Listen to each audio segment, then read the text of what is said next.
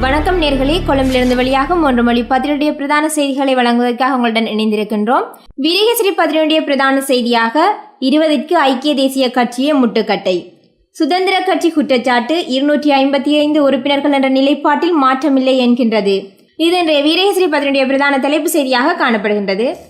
20வது திருத்தச் சட்டம் தொடர்பாக ஸ்ரீலங்கா சுதந்திர கட்சி ஐக்கிய தேசிய கட்சி மீது குற்றம் சுமத்துகின்றது. ஆனால் 20வது திருத்தச் சட்டம் தொடர்பிலே இரண்டு கட்சிகளும் அடிப்படையிலே இணக்கங்களை ஏற்படுத்தியிருக்கின்றன. குறிப்பாக இந்த தொகுதிவாரி தேர்தல் முறையை கொண்டு வருவது என்ற அந்த விடயத்திலே இரண்டு கட்சிகளுமே இணக்கத்தை ஏற்படுத்தியிருக்கின்றன. ஆனால் நாடாளுமன்ற உறுப்பினர்கள் எண்ணிக்கை 225ஆகத்தான் இருக்க வேண்டும் என்ற ஐக்கிய தேசிய கட்சியும் 255ஆக அதிகரிக்க வேண்டும் என ஸ்ரீலங்கா சுதந்திர கட்சியும் கோரிக்கை விடுத்திருக்கிறது. இதுதான் இங்கே இருக்கக்கூடிய முரண்பாடு. ஆனால் தமிழ் முஸ்லீம் மக்களினுடைய பிரதித்துவத்தை அதிகரிக்கின்ற விடயங்களிலே இந்த இரண்டு கட்சிகளும் அக்கறை காண்பிக்கவில்லை. ஆகவே இந்த நிலையில் இரண்டு கட்சிகளும் ஏட்டிக்கு போட்டியாக கருத்துக்களை முன்வைத்தாலும் கூட இந்த சட்டம் மூலம் நடைமுறைக்கு வரக்கூடிய வாய்ப்புகள் அதிகமாக காணப்படுகின்றன. மற்றொரு செய்தியாக, அமைச்சரவை அங்கீகரித்துள்ள 20வது திருத்தச் சட்டம் மூலத்தை ஏற்க முடியாது, ஜனாதிபதி பிரதமரிடம் எடுத்துரைக்க தமிழ் தேசிய கூட்டமைப்பு தீர்மானம் என்கின்ற செய்தியும், பாராளுமன்ற கலைப்பா அல்லது 20வது திருத்தமா, எதிர்க்கட்சியை தீர்மானிக்க வேண்டும் என்கின்றார் ரணில் என்ற செய்தியும் காணப்படுகின்றது. 20வது திருத்தச் சட்டம், குறிப்பாக இந்த புதிய தேர்தல் முறை மாற்றம் தொடர்பாக தமிழ் தேசிய கூட்டமைப்பு தங்களுடைய எதிர்ப்பை வெளியிட்டிருக்கின்றது. ஆனால் இங்கே கேள்வி என்னவென்று சொன்னால், இரண்டு பிரதான கட்சிகளுமே குறிப்பாக இந்த ஐக்கிய தேசிய கட்சியும் ஸ்ரீலங்கா சுதந்திர கட்சியும் தேசிய அரசாங்கத்தில் அங்கம் வகிக்கின்றன. இந்த இரண்டு பிரதான கட்சிகளுமே இந்த புதிய தேர்தல் முறை மாற்றத்திலே முரண்பாட்டு கொண்டாலும் கூட அடிப்படை விடயத்திலே அவர்கள் இணக்கம் கண்டிருக்கின்றமையினால் இது நாடாளுமன்றத்திலே சிறிய திருத்தங்களோடு ஏற்றுக்கொள்ளக்கூடிய வாய்ப்புகள் தான் காணப்படுகின்றன. குறிப்பாக ஐக்கிய தேசிய கட்சியும் ஸ்ரீலங்கா சொந்த கட்சியும் ஏட்டிக்கு போட்டியாக இருக்கக்கூடிய கருத்துக்களை சில வழிகளிலே நாடாளுமன்றத்தில் வைத்து இணக்கத்துக்கு வந்து அதன் மூலமாக அவர்கள் சட்ட மூலத்தில் நிறைவேற்றக்கூடிய வாய்ப்புகள்லாம் அதிகமாக காணப்படுகின்றன. நாங்கள் இது தொடர்பாக ஐபிசி தமிழ் செய்திகளுடைய நிலவர முயற்சிகளையும் இது பற்றி பேசியிருக்கின்றோம். ஆகவே அந்த அடிப்படையில் பார்க்கிற பொழுது தமிழ் தேசிய கூட்டமைப்பு எவ்வாறு எதிர்க்கப் போகின்றது என்ற கேள்வி எழுகின்றது. என்றால் பெரும்பான்மை பலம் அங்கே இயல்பாக வந்து விடுகின்றது. 3/2 பெரும்பான்மை பலம் அங்கே வந்து விடுகின்றது. ஆகவே தமிழ் தேசிய கூட்டமைப்பும் மலைய தமிழ் கட்சிகளும் முஸ்லீம் கட்சிகளும் எவ்வாறு எதிர்க்கப் போகின்றன என்ற கேள்வி எழுகின்றன. குறிப்பாக இருந்தால் முஸ்லிம் கட்சிகளும் மலைய தமிழ் கட்சிகளும் எதிர்த்தாலும் கூட சில வேளைகளில் இந்த சட்ட மூலத்தை அப்படியே ஏற்றுக்கொள்ளக்கூடும். அவர்களை பொறுத்தவரை அவர்களை கட்சிகளுக்கான வசதி வாய்ப்புகளை அரசாங்கம் வழங்குகின்றது, பணங்களை கொடுக்கின்றது, அவர்களுக்கு வேண்டிய சலுகைகளை வழங்குகின்றது. அது போதும் என்ற அளவில் தான் முஸ்லீம் கட்சிகள் மலைய தமிழ் கட்சிகளும் காணப்படுகின்றன. ஆனால் தமிழ் தேசிய கூட்டமைப்பு அவ்வாறு சலுகைகளை பெறாவிட்டாலும் கூட தமிழ் மக்களுடைய 60 ஆண்டு கால அரசியலோடு தொடர்பட்ட விடயங்களை பேசி வருகின்றார்கள், எதிர்த்து வருகின்றார்கள் என்ற அடிப்படையிலே எதிர்த்தாலும் கூட அது ஒரு மணி எதிர்ப்பாகத்தான் இருக்கப் போகின்றது. அதற்கு அப்பால் ஒரு இஞ்சி கூட அவர்களால் நகர முடியாத நிலைமை ஒன்று வரப்போகின்றது. ஆனால் இந்த இடத்திலே சர்வதேச நாடுகள் அவதானிக்க வேண்டும். இங்கு இருக்கக்கூடிய அரசாங்கம் என்பது அது மஹிந்த ராஜபக்ச அரசாங்கமாக இருக்கலாம், மைத்ரிபால சிறிசேன அரசாங்கமாக இருக்கலாம், எந்த அரசாங்கமாக இருந்தாலும் இங்கு இருக்கக்கூடிய சிங்களம் அல்லாத ஏனைய இனங்களை, ஏனைய தேசிய இனங்களை இந்த அரசாங்கம் புறக்கணிக்கின்றது என்ற விடயத்தை அவதானிக்க வேண்டும். ஆனால் அவர்கள் அவதானித்தாலும் கூட அது தொடர்பாக அரசாங்கத்தோடு பேசுவதில்லை. ஏனென்றால் அவர்களுக்கு அரசு என்ற அணுகுமுறையின் மூலமாக தங்களுடைய அஜெண்டாவுக்கு ஏற்ற இணக்கப்பாடுகளை மைத்ரிபால அரசாங்கம் கொண்டு வருகின்றமையினால் தமிழ் முஸ்லிம் மக்கள் பாதிக்கப்படுவதிலே சர்வதேச சமூகத்துக்கு பெரிய அளவில் பிரச்சனை இருக்காது போல் தெரிகின்றது. இவை இன்றைய வீரகேசரி பதிலில் வெளியான பிரதான செய்திகளாக காணப்படுகின்றன. அடுத்த தினக்குரல் பதிலுடைய பிரதான செய்தியாக, வடக்கில் ராணுவ குறைப்பு அரசாங்கத்தின் பொறுப்பு, பாதுகாப்பு வழங்குவதே எமது கடமை, யாழ் மாவட்ட கட்டளை தளபதி தெரிவித்ததாக பிரதான செய்தி அமைந்து காணப்படுகின்றது. வடக்கு கிழக்கு மாகாணத்திலே இராணுவ எண்ணிக்கைகள் குறைக்கப்பட வேண்டும், இராணுவ முகாம்கள் மூடப்பட வேண்டும் என்ற கோரிக்கைகள் நீண்ட காலமாகவே விடுக்கப்பட்டு வருகின்றன. ஆனால் 2009ஆம் ஆண்டு மே மாதத்தின் பின்னதான அரசியல் சூழலிலே இன்னமும் இராணுவ எண்ணிக்கைகள் குறைக்கப்படவில்லை. குறைந்த அளவு, அதாவது குறிப்பிடத்தக்க அளவு குறைப்புகள் செய்யப்பட்டன. ஆனால் இராணுவ முகாம்களும் இராணுவ நிர்வாகங்களும் காணப்படுகின்றன. குறிப்பாக வடமாகாணத்திலே வடமாகாண சபையை செயற்பட முடியாத அளவுக்கு இராணுவ தலையீடுகள் காணப்படுகின்றன. ஆனால் இராணுவம் என்ன சொல்கின்றது? அரசாங்கம் தான் அதுக்கு பொறுப்பு கூற வேண்டும். இராணுவம் தங்களுடைய நடவடிக்கைகள் செய்கின்றது, பாதுகாப்பு மேற்கொண்டு வருகின்றது. ஆனால் இராணுவ முகாம்களை மூடுவது அல்லது இராணுவ எண்ணிக்கைகளை குறைப்பது என்பது அரசாங்கத்தினுடைய வேலை என்று இராணுவம் மறுக்கின்றது. ஆகவே இங்கு நாங்கள் பார்க்க வேண்டியது என்னவென்று சொன்னால், மஹிந்த ராஜபக்ச அரசாங்கமாக இருக்கலாம் அல்லது மைத்ரிபால சிறிசேன அரசாங்கமாக இருக்கலாம், எந்த அரசாங்கமாக இருந்தாலும் தமிழ் மக்களினுடைய நிகழ்ச்சிகளிலே அவர்கள் ஒன்றாகத்தான் நிற்கின்றார்கள் என்பதையே இந்த செய்தி எடுத்து காட்டியிருக்கின்றது. தினக்குரல் பதிலில் பிரதான புகைப்படமாக கிருமிநாசினி கலந்த நீரில் தயாரிக்கப்பட்ட தேநீரை அருந்திய 63 தொழிலாளர்கள் பாதிப்படைந்து வைத்தியசாலையில் அனுமதிக்கப்பட்ட போது எடுத்துக் கொள்ளப்பட்ட புகைப்படம் பிரதான புகைப்படமாக காணப்படுகின்றது.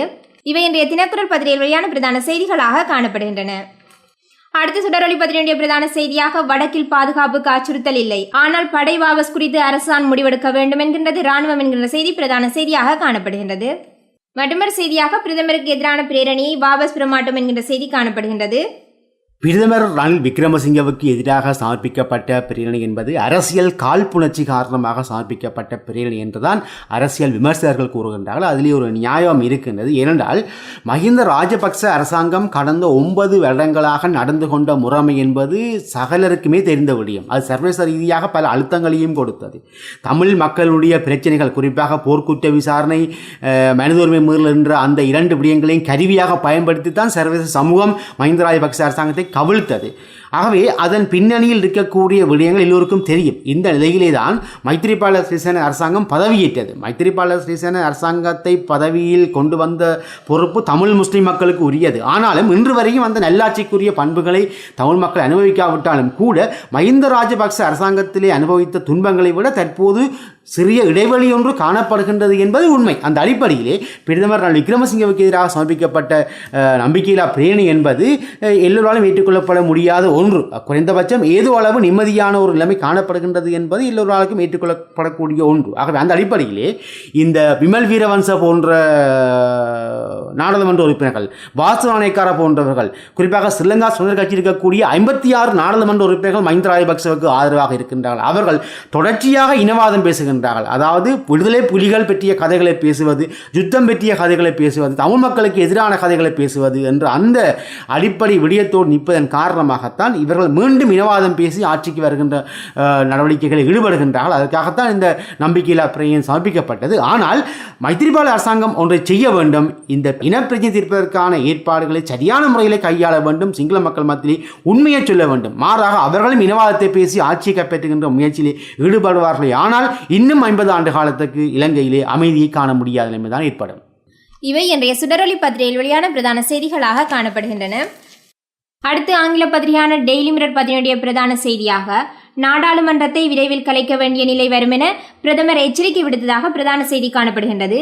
மற்றொரு செய்தியாக பசில் ராஜபக்சவிற்கு மீண்டும் விளக்கமறியல் நீடிப்பு என்கின்ற செய்தியும் காணப்படுகின்றது. நம்பிக்கை இல்லா பிரேரணை சமர்ப்பிக்கப்பட்டிருக்கின்றது எதிர்க்கட்சிகளால். ஆகவே நாடாளுமன்றத்தை கலையுங்கள் என்று ஐக்கிய கட்சிகளே பல்வேறுபட்ட அழுத்தங்கள் வருகின்றன. ஆகவே அதனை அடிப்படையாக கொண்டு ரணில் அவ்வாறு கூறியிருக்கக்கூடும். ஆனாலும் கூட நம்பிக்கையில்லா பிரேரணையை நாடாளுமன்றத்தில் எதிர்கொண்டு அந்த பிரேரணை தோற்கடித்த பின்னர் தான் நாடாளுமன்றத்தை கலைக்க வேண்டும் என்ற ஆலோசனைகளும் ஐக்கிய கட்சிக்குள்ளே வருகின்றன.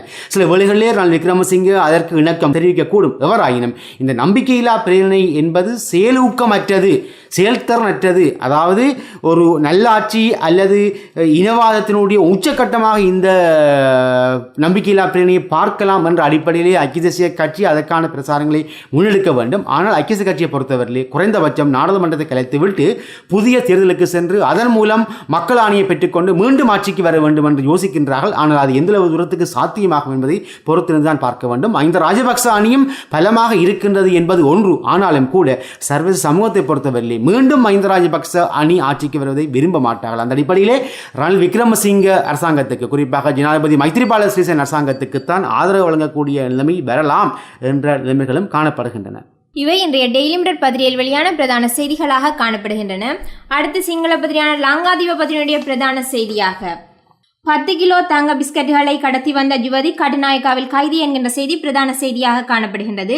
மற்றொரு செய்தியாக 4 பேர் பிரதியமைச்சர்களாக பதவியேற்றதாக ஒரு செய்தி காணப்படுகின்றது. இவை இன்றைய லங்காதீப பத்திரிகையில் வெளியான செய்திகளாக காணப்படுகின்றன.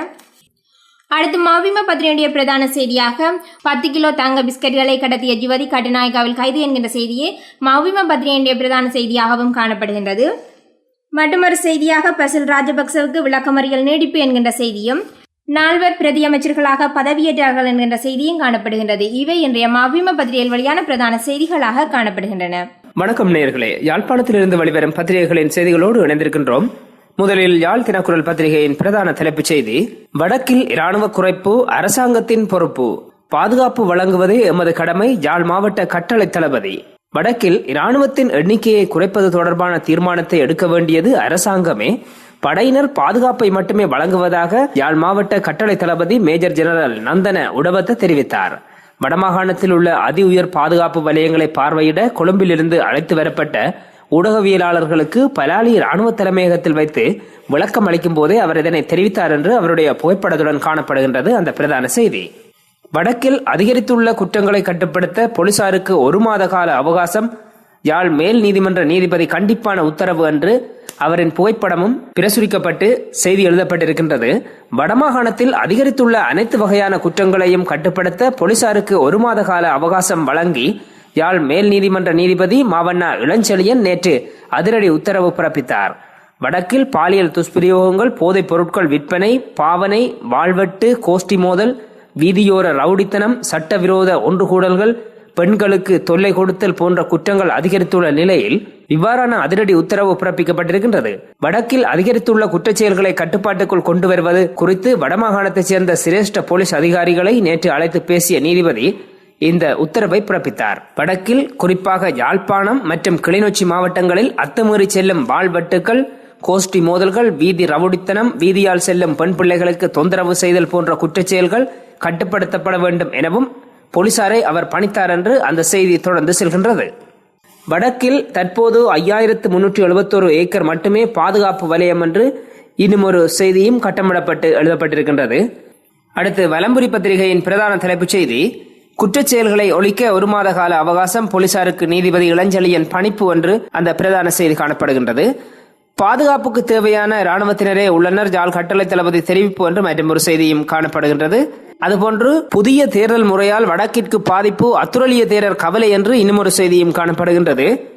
நம்பிக்கையில்லா பிரேரணையை கைவிட ஜனாதிபதி வலியுறுத்தல் ரணிலுக்கு எதிரானது, இவ்வாறு ஜனாதிபதியின் புகைப்படம் பிரசுரிக்கப்பட்டு இன்னும் ஒரு தலைப்பு காணப்படுகின்றது.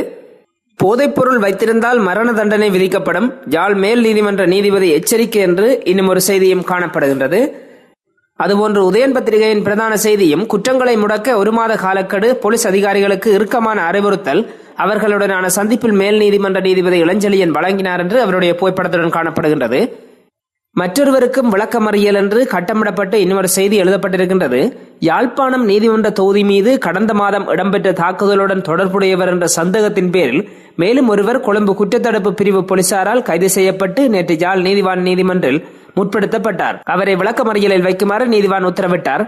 தாக்குதல் சம்பவம் நடைபெற்ற போது எடுக்கப்பட்ட காணொளிகளிலும் ஒளிப்படங்களிலும் அவர் உள்ளார் என தெரிவித்து போலீசார் அவரை நீதிமன்றில் முற்படுத்தினர் என்று அந்த செய்தி தொடர்ந்து செல்கின்றது.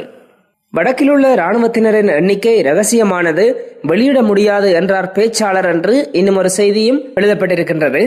நல்லது நேயர்களே, யாழ்ப்பாணத்திலிருந்து வெளிவந்த பத்திரிகைகளின் செய்திகளோடு இணைந்திருந்தோம். மற்றும் ஒரு பத்திரிகை பார்வையில் சந்திக்கும் வரை நன்றி கூறி விடைபெறுகின்றோம். நன்றி, வணக்கம்.